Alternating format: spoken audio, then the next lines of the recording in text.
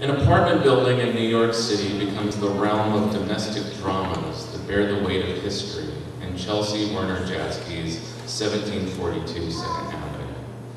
Through this collection of linked stories, Chelsea introduces us to empathetically realized characters like Chima, a cabbie caught up in post-9/11 immigration anxieties, and a whole cast of nutty, loving, hilarious characters rumored to have been inspired by her family. I've been tremendously impressed by Chelsea's willingness to take big risks with her prose, and I wished I had written many of her sentences myself. Today I'm happy to celebrate the beginning of her fabulous career. Congratulations, Chelsea.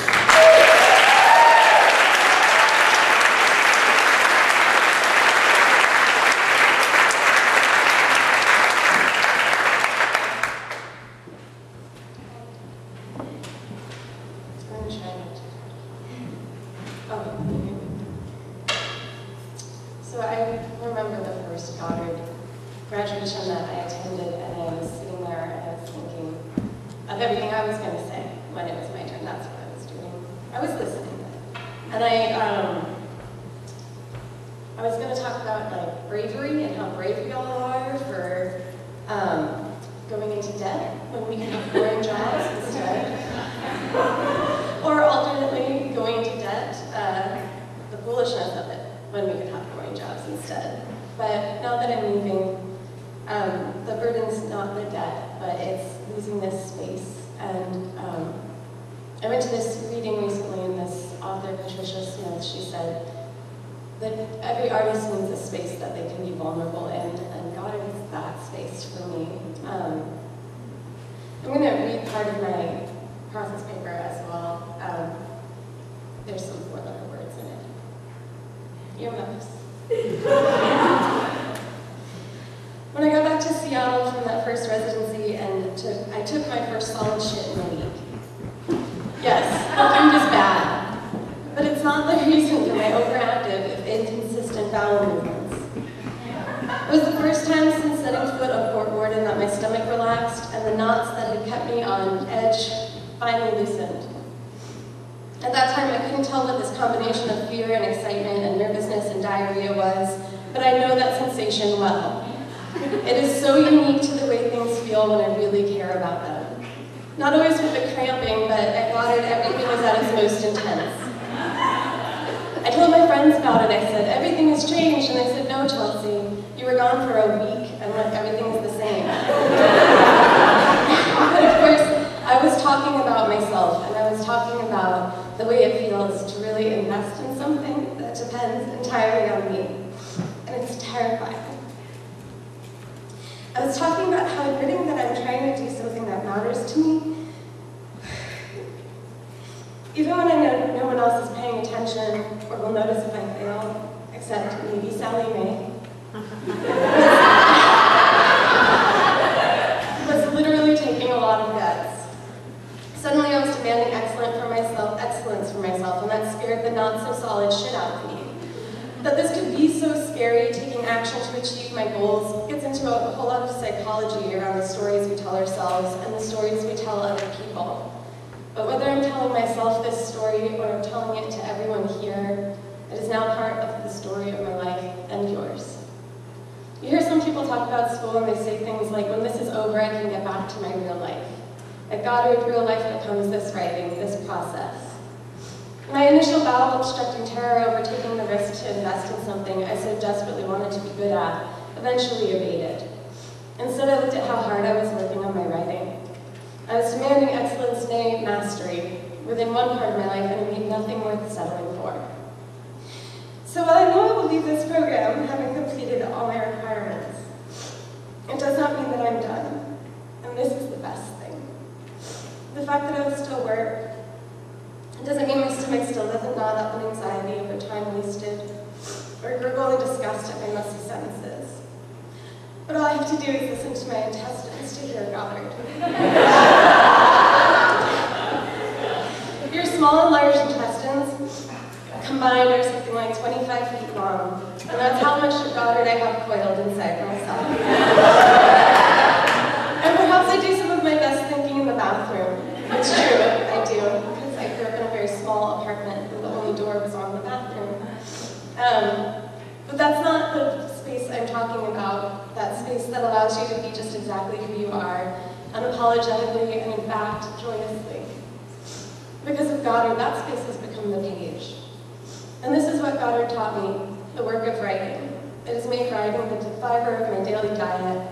It has shown me exactly what it means and how hard it is to really be a writer, not necessarily a publishing, teaching, doing readings kind of writer, but someone who writes actively and conscientiously with intent and passion and fear and excitement and hopefully a nice bowel movement before bed, before waking up in the morning to go to that boring day job. I've learned to stop worrying about what I'm writing or trying to say and instead just to write it, that I can never write in any voice but my own and that I'm good at this. And then if the act of writing gets my digestive system involved, it's not because what I'm writing is shit. It's because it's essential and it matters.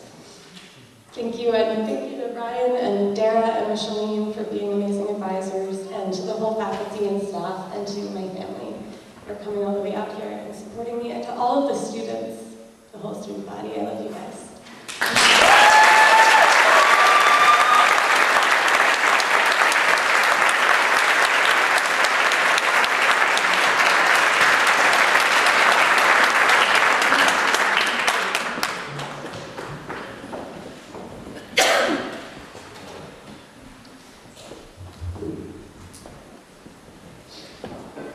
You're not still thinking about doo-doo, are you? All right, so next I'd like to welcome myself.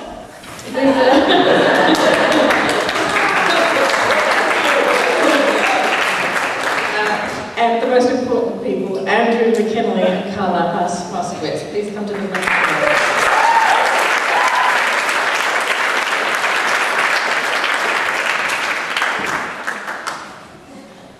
I'm actually going to do you first, Andrew.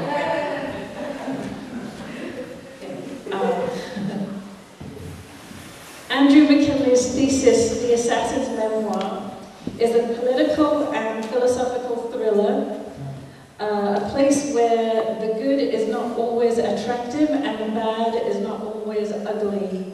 As crimes are fought and a corrupt organization is brought to its knees, both protagonist and antagonist are equally consumed by questions of morality, violence, and justice. The story is propelled by the morally complex situations in which Andrew places his leading characters. He forces them to question innocence, to struggle with loyalty, to admit to alienation, and to surrender to love. Andrew demands that his characters run to keep up with themselves, and the reader flicks over the pages, running behind them to find the next clue, the next question, the next leap. It is a great thesis. Congratulations, Andrew.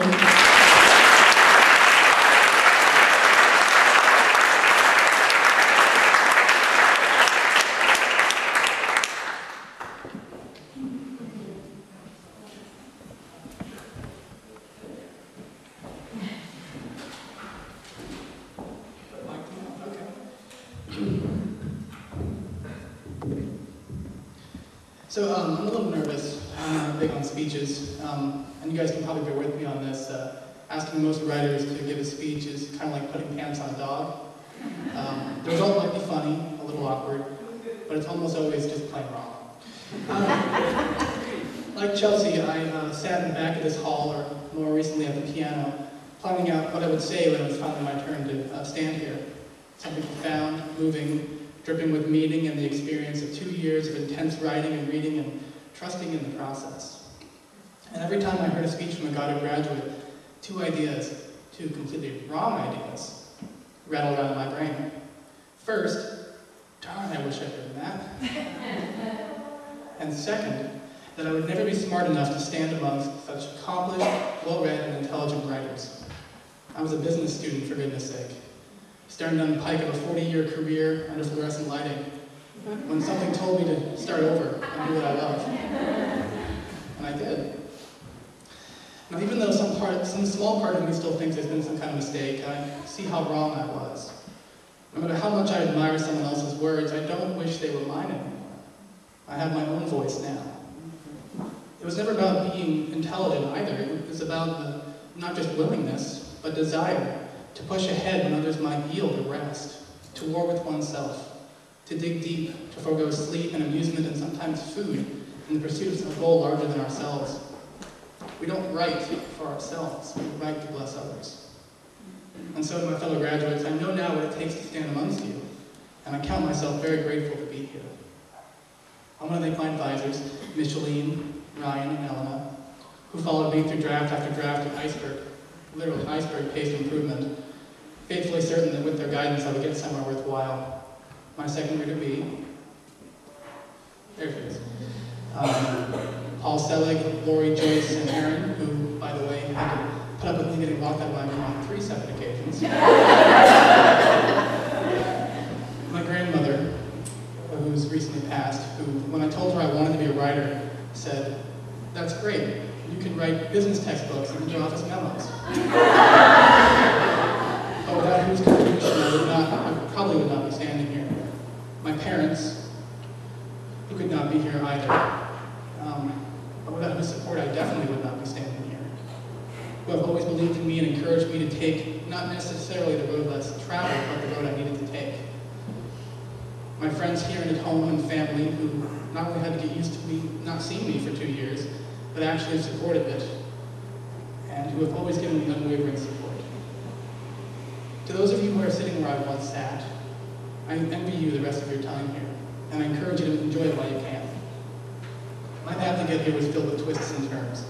For a long time, I let my pen rest dormant. I envied other people's words and the literary intelligence they apparently possessed that I did not. But I'm not going to do that anymore. If I can pass along any small piece of advice, it is this: do not let your pen sit dormant. Your voice is too important. Thank you very much.